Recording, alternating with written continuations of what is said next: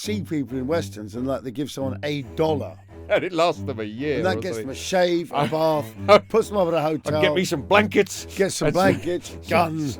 They hold the longest string of successful bank and train robberies in US history. String.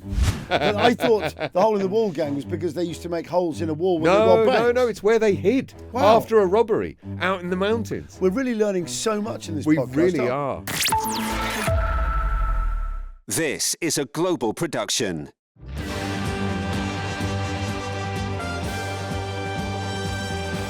Hello there and welcome to episode 70 of Bloomin Legends. I'm Johnny Vaughan. And I'm Gavin Woods. Let's get cracking. Today we've got a Bloomin Legend who I'd say is not such a household name today as when I was a kid. No, that's true, actually, the Bloomin Legend you're going to hear about today is one I was so surprised. It was one of those I was today years old when I found out.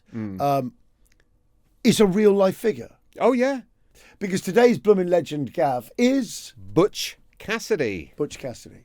It's not the first time we've gone to the Wild West. Yeah. But I remember when I discovered Butch Cassidy was real. Right. And because I'd obviously seen the film as a kid. Yes, I know. And you think of Paul Newman, obviously. Yeah. I mean, he actually looked more like Wayne Rooney than Paul Newman in real life. Yeah. Did he? Yeah. Don't say that. I'll show you a picture of him in a minute. No, I've seen pictures of it. No, he looks all right. Yeah. I mean, but I remember when I found... But he's not Paul Newman, is all I'm saying. Yeah. I remember when I went back and saw the film when I wasn't a child. Yes. And you realise, because they're telling the story of it, that it's true. Yes, it is. You're thinking that's incredible. Right. And still in the news today, like only the other day, I read something that disproved the traditional death scenario. Of how we think of it from the movie. Yeah, from the movie. Right, yeah, yes, because there are disputes about what happened at the end. That's right, yeah. Let's crack on and find out the truth, if we can, behind the Bloomin Legend that is Butch Cassidy. Gav, where does our story start? So, April 13th, 1866. Butch Cassidy, an American outlaw. Now, as we were discussing before we started filming, a positive word. Yeah. An outlaw is exciting, isn't it? It's much more positive than in-law. Everyone gets nervous about the in-laws. Oh, man, there's only one worse than in-law in terms of connotations. Oh, yeah. Stepmother. Exactly. Yeah, right. Anyway, he led the famous Wild Bunch. The Wild Bunch was a real gang. Hole in the Wall gang. Well, it was near Hole in the Wall. There was another gang called the Hole in the Wall gang, but his was the Wild Bunch. I think quite a few different outlaws that hung out in, they used the caves and stuff to hide in. Yes. Was sort of generally called the Hole in the Wall. And yet, in Sam Peckinpah's film, The Wild Bunch, yes, I don't think there is a Butch Cassidy. No, there isn't, no. It's strange. But I mean, if you're in a gang, you can't say, no, we're the Wild Bunch. And you look and say, well, I've got to tell you, mate, we're a pretty wild bunch as well. That's right, well, let's find out. You can't call yourselves the Wild Bunch. No, exactly. Have you seen this lot? I know. All right, I bet we're wild. All right, then we're the wilder bunch. In that case, we're the much wilder bunch. No, we're the wildest bunch. Yeah. We're the even wilder bunch. We're the no more wild than us bunch. Yeah, we're the slightly less wild bunch. We're the tame We're the mild bunch. Yeah. The mild bunch. Yeah. Well, much cleverer to be the mild bunch. Just hide. We don't mean any trouble. Don't get a reputation. Whoa. No, mild bunch. Mild bunch. No, we do everything by negotiation. More tea, Vicar. Yeah. Anyway, yes, him and his gang robbed banks, blew up trains, escaped lawmen for years. Lawmen. But yeah, because the Pinkertons showed up later and somehow built a legend so lovable they made a movie out of him. Yeah. April 1866, where he was born Robert Leroy Parker. Isn't that amazing? He's 100 years older than me. This is 100 years before England won the World Cup. Yes, 100 years exactly. Right. In fact, when we moved to the country as a kid, there was one of the bricks on the side of the house that said built in 1866. So really? It's a year that means a lot to me, Kevin. I'm sure it does. Well, he was born in Beaver, Utah. Or what was known as Utah Territory in those days. I don't think the state... Territory. Why do you love the word territory? Because it's just it's so frontier, isn't it? Yeah, it is, yeah. They still use it now. Yeah. In the territory. I am the sheriff of these entire territories. He was the eldest of how many kids? Go on, have a guess how many kids his parents had. Mind you, he was a Mormon. It was a Mormon family. Oh, was he a Mormon? Yeah, pioneer Mormon family. I don't know if he had multiple stepmothers, like the Mormons do, multiple wives. Yes. But he had 13 siblings. No, the Mormons back then, they Had multiple wives. they were allowed to crack on, yeah. Okay, well, that's probably why he had 13 siblings. His parents were English immigrants. No, I think even more so. I would imagine, yeah. Because you could have as many wives as you could afford. And as many children with each wife. Well, I mean, I don't know, where would you stop? How many kids is too many? Gav, I don't know, I've never thought about it. All I've ever thought about is the crushing financial burden. 13 kids. Yeah. But the thing is, in those days, it was to have as many people as possible to man the guns. Oh, yeah. Or run the farm. Yeah, no. Or it's literally a workforce. You don't see it as a kid. You see it as a worker. Another worker. Yeah, You we haven't need got to pay. 2 more people. Right. Yeah. It's like an indentured. Yeah, you're right. Much like in Afghanistan. Yeah. Today, which has got a massive, it's got, what is it, 8.2 children, 6.2 children per family. Right. Or in Niger, I think they're up to 8 children per family. Especially in remote areas, it's a survival thing. So anyway, Bob Parker, as he's born, grows up on the ranch. He's called Bob Parker. Yeah, Robert Leroy Parker. Bobby Parker. Don't you love the fact that gangsters then had stage names? I know. And wait till you hear some of the Wild Bunch's stage names. Okay. They are fantastic. Go on. Also, so he grew up farming. He knew how to ranch and farm. He learned to ride. He learned to work the cattle, survive in the rough country. And it became very useful when he kept having to flee and hide in mountains. He knew how to survive. I'm sure he threw one of those blue enamel cups of coffee over a fire 1,000 times to move on. Anyway, I've always wanted to do that. Me too. Yeah. After making some bacon and grits. Have you ever drunk out of one of those metal cups? No. You never had them? No, but I do have an enamel bread bin that my mum had from when she was a kid. Do you? And it's old. It's really old. Yeah, well, and it's great. If you drink out of those, occasionally you sort of see them, particularly at seaside shops where they sort of it says things like captain on it or skipper, first mate. And God, yeah. sometimes people are persuaded, and I have to say, utterly misguidedly, to buy. Because the handle gets so hot. Really hot. Yeah, the handle, you just like holding a boiling, it's 90 degrees or something. Of course. It's going to conduct you straight just to your everything. hand. It's the most shit idea you could possibly have. Because in the cowboy movies, they take the pot off the fire and they go, and it's all just mixed up with ground beans and there's no, it'll settle in the bottom. There's no filtering or anything, and there's dust in there and maybe some beans. Yeah, and it's also going to be really burnt, burnt, horrible coffee, and then they straight away and then sling the rest on the fire. And then here's the mystery. Why do they have it before bed? Right. That coffee is insanely strong. I mean, it's like for lunatics. No, but also they're in a desert. They're really hot and they go, thirsty. Time to turn in. Yeah. You're thinking, what? You're going to bed now. Yeah. You might as well do cocaine. What's the point? Strength of that coffee gradually distilling down, so you're left with literally syrup at the bottom. A caffeine syrup to keep you up It's like the balsamic vinegar of coffee. I guess it's because they've had so much overproof shine. They need something just to counter. And also the cigars and all the filthy, gambling. Filthy teeth, dripping cigars. Yeah. Okay, so yes, there is a strong contrast at the centre of his life. He came from a deeply religious family. Yeah. And he worked really hard as a kid on the farm. And then he grew up to become an outlaw. Usually that instills that ethic, doesn't it? There's a really good old maxim, which I notice a lot. What is that, a motorbike? That's really good. No, there's a good old saying, though. It's a nice word for motorbike, isn't it? Yeah. The good old The Horsby maxim. Yeah. The truthful maxim. Go on. Which is doing the opposite is also a form of imitation. Why? It's just great, isn't it? There's people who have parents, say, that are very religious, and they grow up to be absolute rebels. It very rarely happens. You've got a total rebel whose kid turns out to be a total rebel. Right, they revert. Right. I remember kids at school who are like the son of a vicar, and they sort of roll out with big quiffs. Yeah, a punk or so, sort of bondage trousers. Bullet belts. Afternoon, used to show up, afternoon lessons after a whole lunchtime sniffing glue. Yeah. That's the vicar's son right there. I bet his dad's a vicar. White socks at school and Blakey's in the heels. Right. Definitely. But more often than not, if you want to find a rebel, you need someone whose parents are very square, haven't got much money.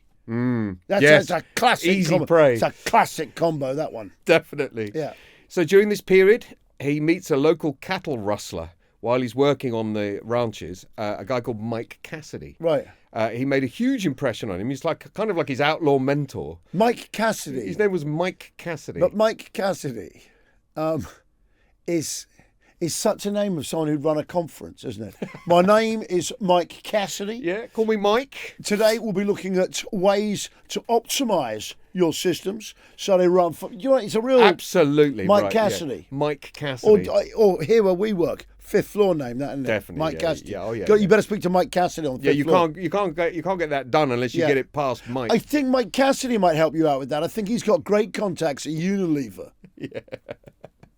Anyway, that's where he borrowed the surname to use as his alter ego. Did he? So he was kind of like a mentor, and he was a rustler. So he introduced him to crime. Yeah. He borrowed the surname, the Butch part of his nickname. Sorry. Do you know why? Sorry, you said rustler. No. So? Well, because isn't it weird how any names involved in the West, the Wild West, were also used as like porn mags. much like in Britain, it was always the names of Fords, like Fiesta, Escort. Escort. Yeah, yeah. So just like in Britain, they used the names of Fords. But like, I'm just saying. But in terms of rancher, already sounds like quite a hustler, rustler, drover. Yeah, That's right. Yeah. Why is it 70s porn mags have got that cowboy in? They do. They definitely do. Yeah, because they're alone on the plains, aren't they? Definitely. Yeah, we're lacking a woman. So the Butch part of his nickname is because he worked for a time as a butcher. Did he? Yeah, while serving at the ranch in Rock Springs, Wyoming. So he was Butch, short for Butcher, yeah. Cassidy. Yes. Because his mentor in the ways of outlawing was Mike Cassidy. Mike Cassidy, okay. Yeah. Either that or he had a very bushy moustache and knew his way around a dance floor. Yeah. Butch Cassidy. Yeah. It's just so. What would your outlaw name be? I'd be like Car Wash. That was my first job. Was it? Car Wash Leveson or something, the guy I worked for. I've worked for a time as a drover. Did you? No, I haven't. No, you didn't. Yeah. Anyway, so Butch Cassidy's first criminal offence. Do you know what he did? His first crime. What? 1880. He journeys into a clothing shop in another town, but it's closed. So he just decides to break in, and he steals a pair of jeans and some pie. Does he? Is that his first? Do you know something? They're two things. Pie. They're two things I really love. Well, it's just made me think of a shop named Jeans and Pie. Jeans and Pie. I would go there. I want pie. And I love jeans. I love jeans. Everyone buys jeans. Everyone loves pie. Right. And there must have been Levi's, I would think. Well, I would imagine. Or what else was there? I don't think that's it. Yeah. John, there was no Jordache in the same. Wild West. There was no Lee Cooper. No. There probably was Lee jeans. But, there is what other jeans are there? Still, I'd say Levi's. Absolutely right. But he did leave an IOU, promising to pay for it. Did he? It's a bit odd. Either he was really clever because he was trying to pass it off as not a crime. I don't know. Because back then, everything pretty well you could be hanged for. Oh yeah, yeah. Certainly nicking jeans and a pie. That's well, death. they did. The shop pressed charges on him, and he was acquitted by a jury because I guess because he left the IOU, they didn't feel maybe it was that violent or serious a crime. Yeah. But that is a Bloomin Legend moment. He robbed a shop for pie and jeans, and he got away with it. Yeah. 1887, he starts becoming Butch Cassidy. He's drifting into further outlaw circles. He was moving through ranch country. Outlaw circles. Well, he's moving from ranch to ranch, gambling and looking for work, right. Picking up bits of cowboying here and there. He's travelled from Wyoming, where he was a butcher, along to Colorado. So he's in Colorado now, where he's believed he delivered a herd of stolen horses. That's death sentence stuff. Oh, definitely. Well, weirdly, yeah. I mean, that's what I thought. At this time, though, railroads were expanding, towns were growing, law enforcement was starting to be organised. Yeah. So, weirdly, his career coincided with the beginning of law enforcement. It's kind of what did for him in the end. But it's not federal. I would think that if you just move around... Well, the Pinkertons, was that a private company or something? It was, wasn't it? Paid for by... like a Wells Fargo but those or something. Pictures on wanted posters. Yes. How good were they and what are they? I've always wondered that. Yeah. I've always wondered that. Because you something where you got... Even today, sketch artists, you've never seen one. No. When the guys nick, they never reflect, oh, God, didn't they do well? No. You never get that. No, you don't. Those photo fits. The E-fits. The E-fits. Yeah, they're you hilarious. when the guy's nicked, There's never a compare and contrast, is there? No, not really. No, they don't really like to show their work. Right. If you were actually on the run and saw your own e-fit, you'd think, well, I'm fine. safe for a bit here. That looks fuck all like me. Yeah, right. Well, like Simon Cowell after he did all that surgery. Simon Cowell looks exactly He like looks like an e-fit. He does look like an He e-fit. did straight after the procedure. I don't know how I don't know. I haven't seen him. Maybe it's all settled down, but for a while he looked like an e-fit. Definitely. He did. So yeah, he got in just before the police started. So it was a good time to be criming, but not as good as the 17th century, John? Or the 16th century. I looked it up. Fingerprints didn't come in till 1901 in London, Scotland Yard. And the FBI, I don't even think existed yet. Yeah. But they didn't start using fingerprints till 1924. Wow. And he's operating, 1880s. So, but Gav, it's such a big place. It's huge. There's only one thing. You're not being able to check. Where's your central place they're being held? Yeah, and also, anyway? what evidence other than hearsay? Right. What evidence? I mean, the main thing you've got here is strangers stand out anyway. Yes. So that's easy to monitor. You've got set communities. That's true. Now, there are places where there are a lot of people passing through. Right. So there's that big churn in the frontier towns. Yeah. People are quite settled anyway. But so you notice every stranger in town. Yes. Yeah. And it talked about instantly, yeah. Next, people would have quite distinguishing features. Like you're looking for a guy. They'd all had a fight, all been sort of hacked out or a bullet hole somewhere. Definitely. You know, so you wouldn't be intact. No. So that's another thing for your sort of base that's passed to a system of sheriffs. Yeah, You know, the distinguishing feature, has a wooden finger, stuff like that. We've never had a character with a wooden finger. No. But a wooden eye. So a wooden eye, yeah. So strangers, first of all, that's going to flag it up. Yeah, true, yeah. And also... Especially small towns, which is where they tried to rob and stuff, Yeah, but limited roads to travel on as well. Yeah, no options. Yeah, and you can't get away fast. So no. One important thing is when you see horses galloping in any western, that's literally maximum a mile. Yeah, you can't do that forever, no. And that's really strange. It is, yeah. And look how long a racehorse has got to relax after galloping for a mile. Yeah, they sweat they'll race like 3 times a year or something. That's it. That's why, and easy to track. Yeah. And that's why they always did send a posse. And that's why they always did say, well, about a couple of days out, because that's, what else could you do? Potentially, a man can travel much further in a day than a man on a horseback. Much further. Oh, yeah. A horse on horseback, about 20, 22 miles a day is all you can do walking on a horse. It's why still today in parts of Texas, particularly West Texas, every town, there's always a town 22 miles away, a network of them, or some kind of settlement. So it's a day's ride. Everything's a day's ride, yeah. Yeah. Most things, even today, are a day's ride. I know that because I saw a program about a guy who goes off there to hunt for vintage stuff every year. Right. And he goes, it's great because each town is 20 miles, because that was the distance you had to ride. And which will be why they used the cowboy clock. Right. Sun up, sun down. Sundown, That's it. Yeah, there you go. So you're getting in 20 miles a day. Whereas a man, as we know, now you can run a marathon in 2 hours. Yeah. So I'm not saying you can keep that up all day. No. But a man can travel further than a horse can in a day. There we go. Wow. Yeah. You've just given me an idea for an old cowboy movie where a marathon runner robs a town and just gets away. Yeah. Because he's that good. Yeah, right. He's that light on his feet. You can never catch him, yeah.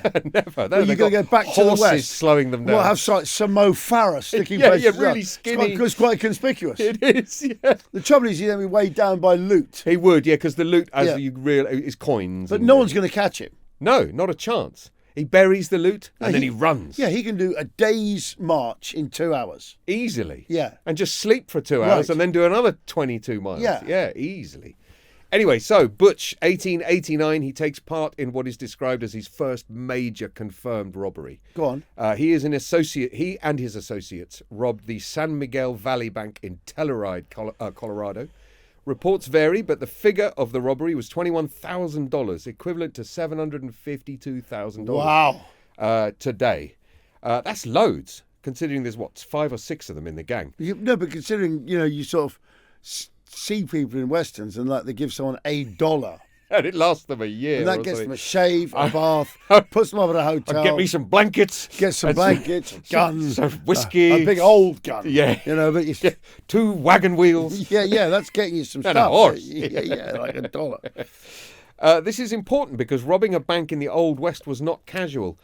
They had armed guards always because there was no, like you say, there was no phone calls and cameras. And, back then they were looking after everyone's money. They were. And it was the local town citizens' money. So the local citizens were armed and they would join in on a search party if they had to because it was their money, literally. No, that's not getting replaced. You've robbed the community. Exactly, yeah. You say, sorry, all the money's gone. That's right. And every man within a hearing distance wants to join in the posse. Right. Well, one of the arguments for what a bank is and why it's called a bank is because that's precisely where people used to bury their money. In what? In a bank. What, a riverbank? Yeah, any bank. Because if you bury your money in the flat, yes, people can see you. Ah, so you can hide while you're digging it. Right. Right. Because you're burying it in the side of something. You're putting it in a bank. So a lot of people would argue that. So you're banking your money. You're banking your money. You're hiding it in a bank somewhere. So you find a bank, stick your money in there. No one can see you burying it. And also, it's very hard to see like a new patch of grass. Yes. That sticks out in a where else can you put it? In a field. Yeah, that's true. Also, flat ground. You're pretty lucky to find it again. Yeah, tree roots aren't going to go through it. Nothing's going to be buried there. True. So they used to put it in banks. And other people say when people were coming round, banks were mobile. They were people to deal with things. They would pile up a bank. They'd make a bank of earth to use as a table. Oh, okay, right. That's another argument for where the word comes from. But in my research, when I did Mudmen on History Channel. Yeah, were you literally on the Thames riverbank? Yes, you're on the riverbank there. The most compelling argument is still that people bank their money, and it's called a bank because that's where people used to bury things. Yeah. Yeah, I mean, it wouldn't be anything else. I can't think how. Well, there we go. Look, if you know the answer, please drop a comment below, and don't say no. It's from the French banque. I get that. Yeah. Anyway, that's another Bloomin Legend moment. They put a wanted poster out for him, and it was a $750,000 robbery in today's money. And this is when his reputation began. This is when people thought, whoa, that's a big robbery. Yes. So him and his gang started becoming famous. After the robbery, they split their shares, and Butch bought a ranch with his share on the outskirts of Dubois in Wyoming. Quite conspicuous, isn't it, though? Oh, but suddenly you've got money for a ranch. Yeah, I just work hard. No, but the thing is you're not on camera. It's like, who says I stole that money? Yeah. No one can refute it. But you say that, but people nearby are thinking, well, how did he suddenly... Oh, definitely. I mean, making your cover story, yes, on the one hand, everything's off the books, so there's no accounts then, but still you're going to You need a cover story. So how did you... Yeah. It's quite a big spread you got there, weren't you? Yeah. Because I know you were a butcher. That's right, yeah, and I didn't realise butchers made quite so much money. That was me award-winning sausages. The way it turned out, I got a rosette. Yeah. And that made me rich for life. But hasn't every butcher got a rosette for every sausages? single one, yeah. There isn't a butcher that doesn't have a rosette. So that's not going to work as a story. No, it's not going to work. Oh, fuck off, mate. Every butcher's got a rosette for sausages. What are you talking about? Every single one. Every single butcher in the fucking country's got a rosette. Anyway, so yes, Dubois, Wyoming. This is Yellowstone territory. Yes. Isn't it? Yes. Wyoming and Colorado. Yeah, Montana is Yellowstone. Montana, that's right. Yeah. So it's notorious because this area where he was in Dubois, because it's just across the state from the hole in the wall. Right. The natural geological formation, the actual hole in the wall. Okay. And a popular hideout for outlaw gangs, including Cassidy. Is that what that is then? I had no idea. No. It's an actual hole in the wall. There's loads of places in the world called the hole in the wall. Right. There's one in South Africa. Right. It's when you just see a big hole. Well, it's what my mum calls every single cash point. Just go to a hole in the wall. But I thought the hole in the wall gang was because they used to make holes in a wall when they robbed banks. No. It's where they hid after a robbery out in the mountains. We're really learning so much in this podcast. We really are. Episode 70 is fizzing. Oh, it's chock full with triv. It really is. It really is. Trivia. From the word trivia, 3 roads. 3 roads outside Rome where the washerwoman would meet and exchange gossip at the end of a inconsequential day. information. That's the talk of the trivia. Wow, I didn't realise. The 3 ways. The 3 ways. Yeah. Wow. Thanks. So yes, Again, another one. I know. Another example of to know it is to be it. Another example of to know it is to be it. Trivia. Right. It is trivia. Yes. To know what trivia. It's so. Wow. I know It's so meta. The circle is complete. Yeah. Was this a way to legitimize his money? Yes, because he was famously a terrible rancher. Right. 1894, he gets arrested, mainly over some horse theft related charges. He's sent to the Wyoming State Penitentiary in 1894 in Laramie. Right. Where he serves 18 months. I bet that place was horrible. Horrible, yeah. Accounts... What amazes me about those places is that I just thought they hanged everyone. Well, yeah, so did I. So I guess most people, like in Britain, the only people really in prison were debtors. Yes, to do with money. Yeah. Isn't it? If you nicked anything, you were dead. Yes. I mean, anyone's, sheep or livestock, that's all death. But if you owe money, they keep you alive in case they can get their money back. Yeah, they don't hang you for... Yeah, the reason for the prison is for you to pay back. Right. Maybe that's why Butch Cassidy got off stealing jeans and a pie. Because he said it's a loan. Yes, with the IOU. Right, yes. And maybe he paid them. Right, Yeah. he was thinking, this is a way round. Yeah. If you steal anything... He found a glitch. You're dead. Right. But borrow... Yeah. Wow. Right. Anyway, accounts suggest he behaved well in prison. He was intelligent and personable, which is a running theme for him. Nobody ever reports him as a horrible man. Yeah. But he supposedly had charm, wit, and intelligence. Well, he's Paul Newman, for fuck's sake. Well, yeah. Sorry. Well, no, he had charm, wit, and intelligence, but maybe less of the looks. I'm thinking of Paul Newman. He didn't have the icy blue eyes. No, but imagine Wayne Rooney, though. He's got icy blue eyes. He has. Wayne's got lovely eyes, actually. He has. He was released in 1896, and from this point on, he's a full-time outlaw. Okay. 1896 to 1897, he forms the Wild Bunch. Okay. He's decided... So he's now 33. Yeah, so he's decided life is not for him. 31. Normal life is not for him. Let's just check that math. He's born in 1866. Yeah, he's in his 30s now. 31. He's released, he forms the gang, and these are the names of his gang. Okay. The first one, his closest friend, is a guy called William Ellsworth Lay. His name is Elsie. Right. He's also got Harvey Kid Curry Logan. Yes. He's also got Ben the Tall Texan Kilpatrick. Yes. He's got Will News Carver. Yeah. He's also got Laura Bullion and George Flatnose Curry. And, of course, later on, Harry Longbow, who became Sundance. Yes. The Sundance Why do I Kid. know the name Hannibal Hayes and Kid Curry? Who are they? Well, Kid Curry, I don't know. No, I know why. Because when I was a kid, there was a show on telly called Alias... Smith and Jones. Smith and Jones. Yes, and they their were character called names were Hannibal Hayes and Kid Curry. Yes, they so were. they got the Kid Curry from there. That's what so it that is. would be based on Butch Cassidy. It must there be. we go. Yeah, yes. Alias Smith I remember and Jones. that show. Yeah. Anyway, him and his gang used remote hideouts in Wyoming and surrounding states, especially the famous hole-in-the-wall country. Right. He wasn't necessarily the leader of the gang. So what did he do? But he did do all the planning. He picked the heists. He planned the routes, the timings, and the getaway routes. So he was kind of the planner. Right. You know, he was the sergeant major at very least. He's the brains. Yeah, definitely. But unlike some of the other gang members, he was described as controlled, clever, and less likely to shoot his gun. Okay. His 45 caliber Colt Peacemaker single action army. Right. Classic. That he paired with his Winchester model 1892 repeater rifle. Yeah. Do you know why they started carrying those? Apart from the fact that you could load it on Sunday and shoot it on all week long, which was the ad for them at the time. Yeah. Is they had the same bullet as the pistol. Yeah. So whatever you were wearing for ammo, you could use in either rifle. Isn't that brilliant? Pistol or rifle. It was more accurate. Yeah. Worked at long range. But pistol is useless, really. This is just after cap and ball. Yeah. So this is early days of actual cartridges. Yeah. So yeah. Must have been so much more convenient. Yes. Imagine trying to load a cap and ball. Well, while even like Native Americans are coming for you, like, yeah, exactly. Christ, Nightmare. Yeah. Anyway, he preferred organisation, timing, and minimising the bloodsheds. He was an efficient robber. What sort of figure would you see yourself in a gang? I'd be the quiet one. Would you? Quiet one, yeah. Would you spend hours just being quicker on the draw? I am the kind of person that will spend my entire day trying to get faster at being on the draw. yeah. I'd spend all day long. Yes. If I could afford the ammo, just shooting at a tin can.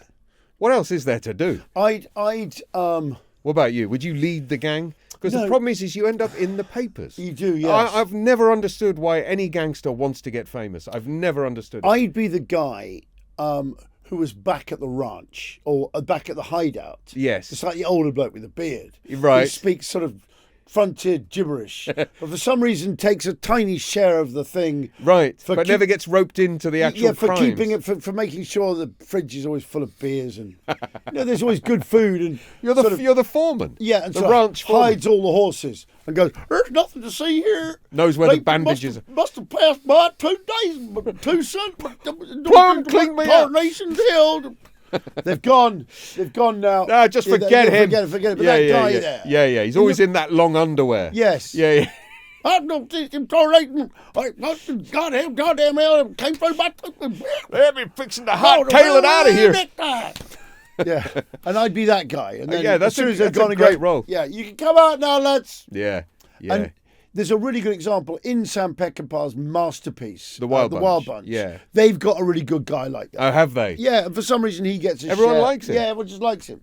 Cool. It's good to have a reliable man. You've got to have a guy looking after the home base. Yes, and that's how I see myself. Well, especially as outlaws tend to raid each other. Yes. They tend to just kill each other and steal their winnings. So I'd have like a blunderbuss or something brutal from a bygone age that I've got there. No, you'd be good with a bullwhip. Yeah, and I've even got those Gatling gun. just in case.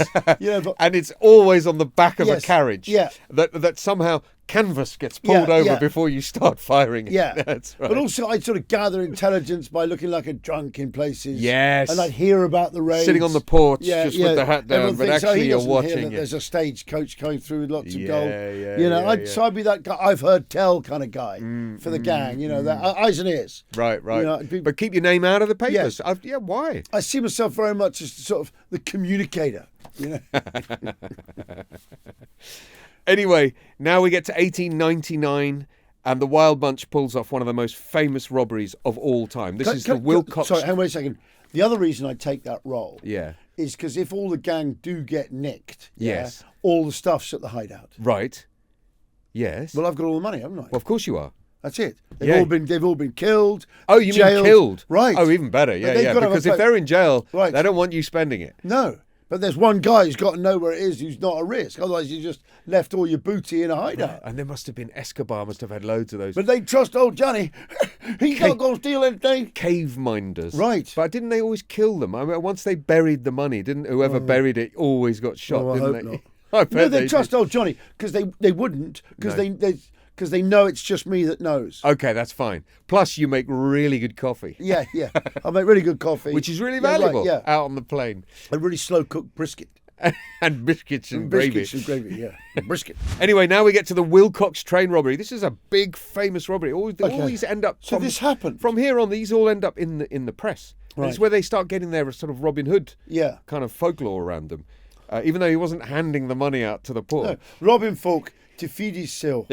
A real hero. He's a Robin Hood figure. Robin Folk... Actually, let's move on. Yeah. So, 1899, June 2nd, 1899... they rob a train near Wilcox, Wyoming. Not many train lines in America, you know. No, this is really early. If you see a rail map of America... It's like one, especially going east to west. There's like 4 trains. So one goes down there, 2 across. That's about it. That's it. I mean, you just stand by the railway, the train will come. Right. That's right. And there's like the Mississippi. That's the lot. But that's why they needed so much planning, because you could be there for 3 weeks. Yeah, right. You didn't want to show up and have to wait for... What time's it coming? Yeah, Christ, I know. Someone Google the app, will you, and see when it's coming? Yeah. Anyway, they target this train, and Butch chooses the strategy over the violence to get this money, right? So So what do they do? He approaches the train just before it gets to a wooden bridge. Yeah. They board the train. They force the staff to separate the locomotive from the carriages. They drive the locomotive over the bridge. Then they blow the bridge up, which then leaves the carriages stranded, which gives them time to go and find the safe and blow it up and take all the money out. Genius. So they don't have to hurry up.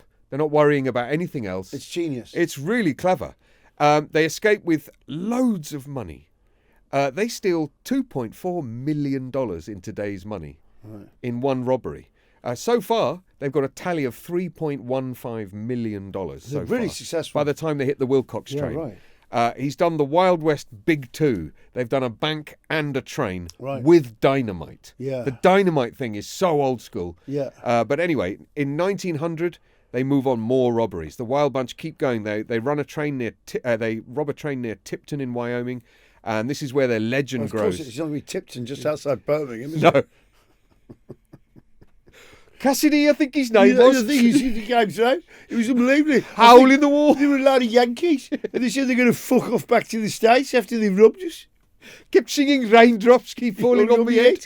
Or some fucking weird show. Some 70s tune. Yeah, right. Anyway, the more they keep getting really I successful. said, what are you doing in Tipton? You look like Cowboys. You mean robbing the 315 from Yeah. from Wolverhampton? I said, you should have waited for the 405. There's going to be loads of money on it. Loads of postal orders. Yeah. Anyway, they get more and more famous with All the post orders come through then. the wage slips. The wage slips for the factory. I wonder if they had safes for, because you've had jobs in your life where you literally got a brown envelope of cash Yes. as your pay. I've Yeah. had jobs like that. Yeah. There must have been a big safe full of those wage packets. Yes, yeah, right. Before Okay, they were go on, dispersed. yeah. Anyway, they get more famous every time they do one of these And robberies. every company had a safe. Yes, of course it did. Yeah. There's no, and that'll be transferred to your accounts. Right, good night, miners. Believe me, they didn't all have banking accounts. Was it? And then you go from your pay packet into the pub the mine owns. No, you go home first. I Oh, think. you wash up and then yeah. You wash up, yeah. wash up In the front room. Your missus will take everything, Yeah. and then you'll be left with a little bit to go down a pub, Yeah. owned by the mine. Yeah, Yeah, exactly. Yeah. So yeah, they do the Tipton train robbery. They steal 2.1 more million. Wow. I mean, it's $55,000 in 1890 or 1900 money. Yeah. But that's a load of money, as you say. Yeah. Once the newspapers turn up and they turn you into a folk hero, every sheriff now wants to arrest you. So Okay. they do start getting so much attention that they are wanted. They hold the longest string of successful bank and train robberies in U.S. history. String. The heists include the Bank of Montpellier, $283,000. The Castlegate Bank, $356,000. The First National Bank, $1.3 million. The Great Northern Train. This is not values today. Today's Okay, I values. was gonna say, yeah. Great Northern Train, $2.6 million. Their tally so far, by the time they do the Great Northern Train, $9.8 million. Wow. Don't forget, what is there? 8 of them? 6, 7, Yeah, 8 of them? yeah, I know. They're getting a proper... That's $1 million each. But this today's value thing, it's not quite accurate, because remember, no one had any money at all. And you couldn't put an index to it because you couldn't buy a house. can't, yeah, right. You couldn't know what the value of a house You probably was. buy a house then for like $100. No, your index is always the best. The glass of beer, Right. because that's been the same forever. Yes. A glass of beer is a glass right, of beer. right. A And then pint, back then it's probably you probably get 10 for a cent. if that. Yeah. Yeah, exactly, and enough for the rest of the Yeah, night. first for your life, yeah. So from 1900 to 1901, we get the Pinkertons. This is powerful companies paying for their own, and they weren't really lawmen. They were not vigilantes, but they were soldiers. Private security. No, but they weren't coming to necessarily arrest you. They were Yeah. getting into a gunfight with you quite happily. Yeah. The Pinkertons, not local sheriffs, professional private detectives with resources, files, surveillance methods, and persistence. They were very persistent. Okay. They're probably on a commission. I would imagine whatever money they're saving the companies they work for, they make a lot of money. Okay, so what happens? The game changed. He was now no longer... I'm gripped, Gav. I'm Well, gripped. he's now... Cassidy is now no longer out trying to outrun a few angry posses. He's up against professionals who are man-hunting him. They are interviewing people every town they arrive in. So is there no real partnership with the Sundance Kid? Well, no, he's part of the gang. And they do end up together later in South What's America. the Sundance Kid's real name? Harry Longbow. He's Harry Longbow. Yeah, yeah. But he's one of the gang. It's not just two of them. No, until they ended up in Argentina and Bolivia. Yeah. Well, I think it was just the two of them. Okay. Because the others end up. Well, you'll see Yes, what okay, happens. okay, yeah. okay.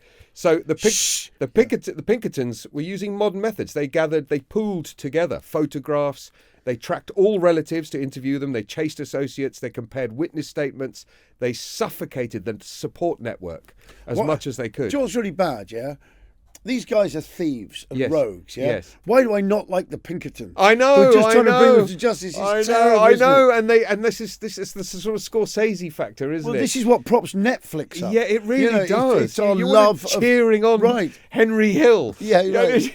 Terrible. It's amazing. Yeah. This is the turning point. Butch Cassidy stops being an outlaw and he becomes a full-on celebrity fugitive because Right. he's now just on the run.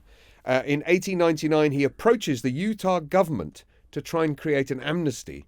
After the Wild Bunch robs the train in Tipton, breaking his earlier promise of peace, leading to the Pinkertons getting hired. In 1900, the lawmen chance and kill Logan in a shootout, one of his gang.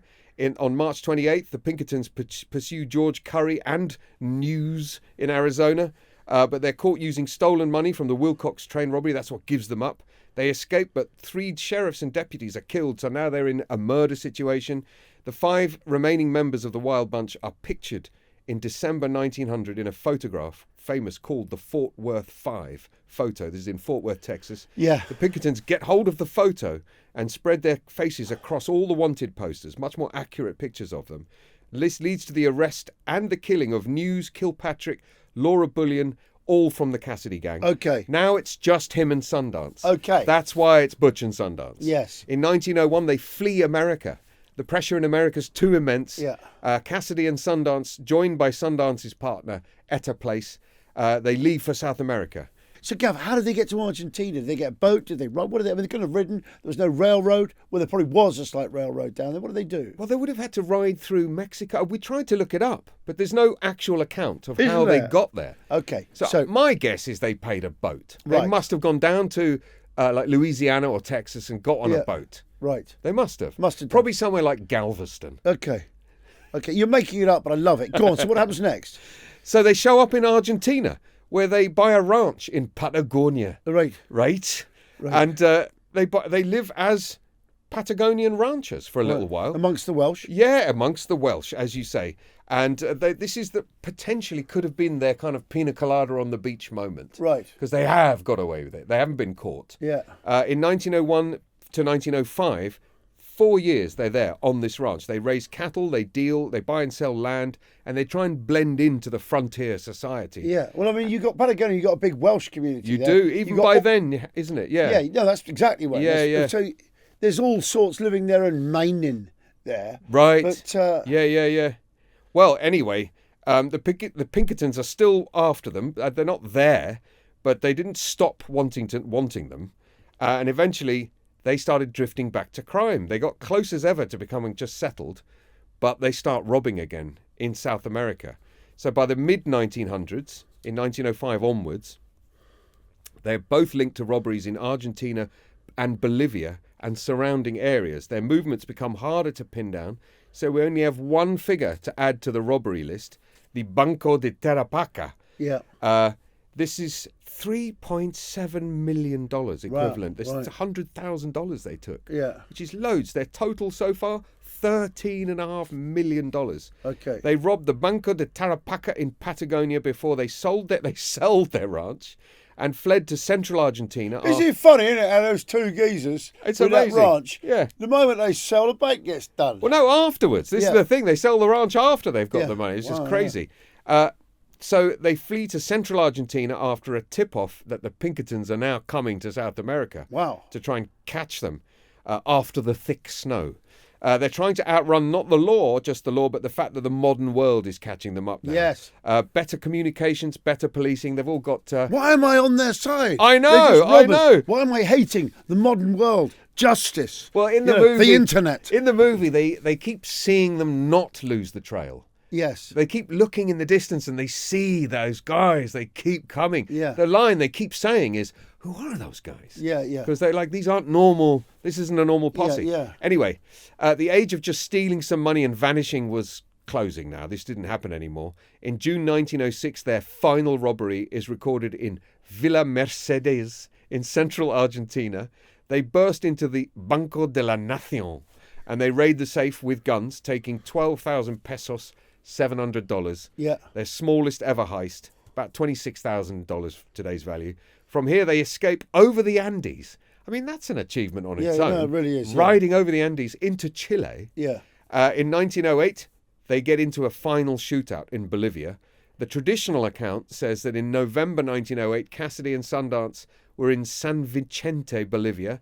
They're tracked to a boarding house by soldiers and local authorities, and then there's a gun battle. According to the standard version Yeah, of what events, happened? Sundance is wounded, badly Yeah. wounded, and then Cassidy supposedly kills him. Yes. He asks him to kill him, Yeah. and he kills Sundance at his own request before then killing himself rather than be captured. Okay. If that's true, that's a pretty dramatic ending. That is dramatic. It is. Cassidy's family claim, well, the movie, as we know, it has them getting ready to face unsurmountable odds. They got loads. They've probably got the Insurmountable. insurmountable. They got the Gatling gun and everything Yeah, trained yeah, on yeah, this yeah. one building, and they Yeah. run out and it freezes. Yeah. Cassidy's family claim, however, that he didn't. He survived this gunfight, fled the scene, made his way back to the US, and lived there until the 1920s in hiding, Wow. which I'd like to think is quite possible I'd because he like was to- very clever. Yeah. And maybe if his friend is now dead, he thinks, well, I might as well try. But Yeah. who knows? Yeah. Who knows? Either way, it's a pretty legendary story. Yeah. And that is the end. I looked up his guns. His gun was handed in the amnesty when he tried to do the amnesty, saying, I'll stop being an outlaw, and he handed his guns in as a gesture. Yeah. That gun was sold at auction in 2012. Yeah. His actual pistol. Wow. So it's very real. Yes. It's very, very real. Is that amazing that he could have, 1866, if he had lived into his 90s, Yeah. that means he could have seen Elvis. Yes, he could.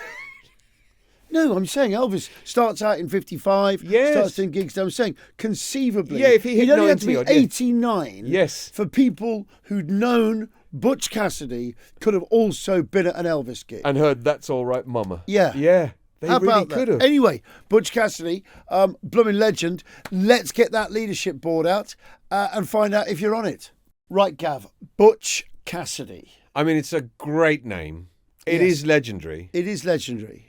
But he had the opportunity. I'm always frustrated with outlaws who don't survive, Yes. first of all.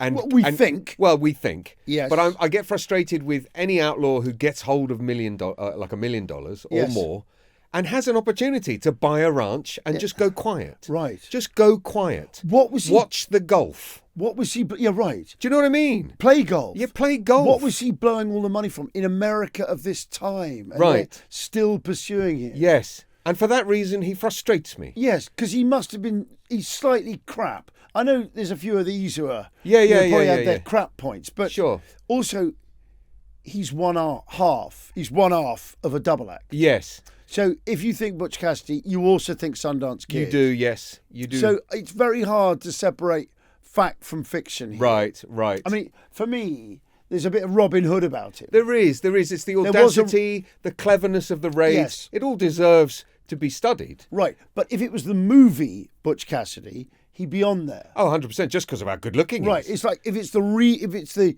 movie Robin Hood, he'd be on there. Yes. But whoever it's actually based on isn't quite good enough. So It's not glamorous. They got all the gang got hounded, Right, found and right. shot. It's annoying. It's annoying, yeah. It's kind of crap in all- the end. Yeah. So sorry, Butch, but Yeah. still, Bloomin' Legend. This has been a global production.